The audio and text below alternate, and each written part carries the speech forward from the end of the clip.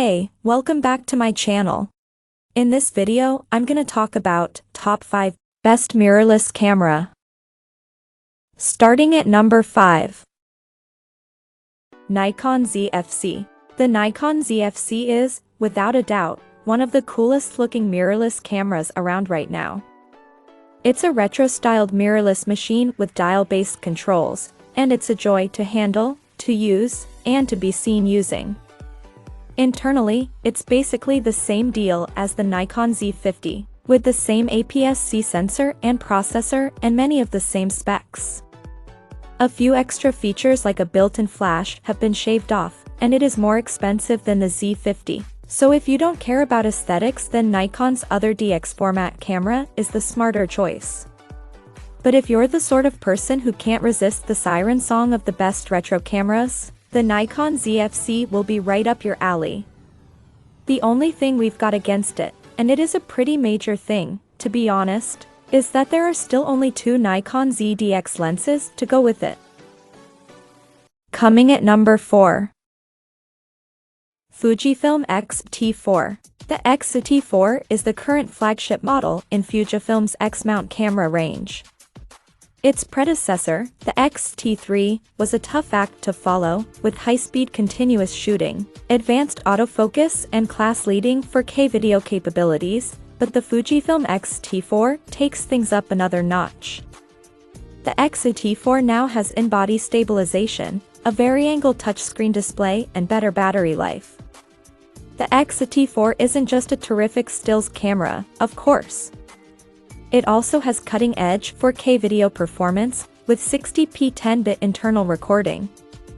It's just a shame Fujifilm dropped the headphone socket. The only thing stopping this camera climbing higher in our list is its price, which has stayed high and is only a notch below that of some very good full-frame rivals. At number 3. Panasonic Lumix S5. The original Lumix S1 and S1 are impressive and powerful cameras, but big. Panasonic has taken this on board and somehow came out with the Lumix S5, a camera that offers basically all the same imaging power as the hefty 24-megapixel Lumix S1, but in a body weighing about 300 g less.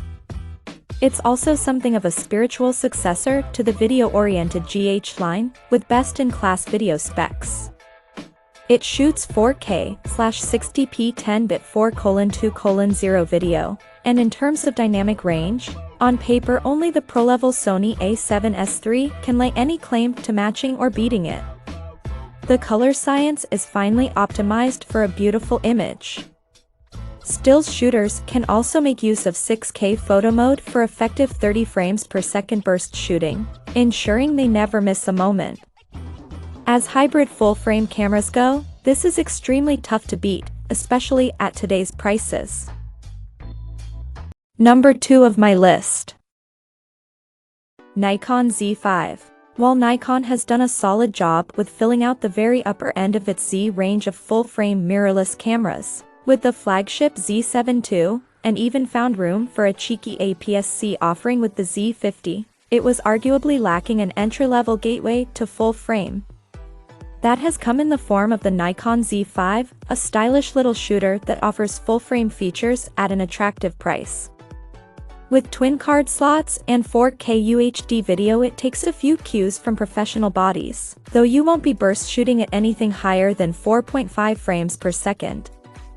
Still, with full weather sealing, 5-stop image stabilization, and a spectacular electronic viewfinder, anyone making their first jump to full frame is going to find themselves absolutely spoiled for features.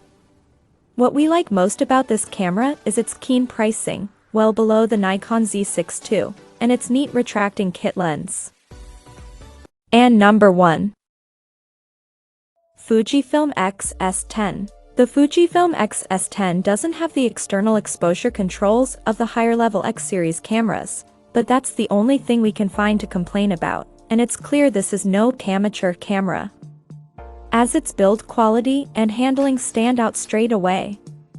The swap to a conventional mode dial might disappoint Fujifilm fans, but the excellent finish, Build quality and handling and the inclusion of IBIS gives this camera a very broad appeal, especially in this price sector, to produce perhaps the best combination of performance, quality, and value in the APS-C mirrorless camera market right now. It even has a vari-angle rear screen, which is another reason why we rate this new camera above our previous favorite, the XT30. Check out this video description for latest price and more informations. Thank you for watching this video. Please subscribe and stay tuned.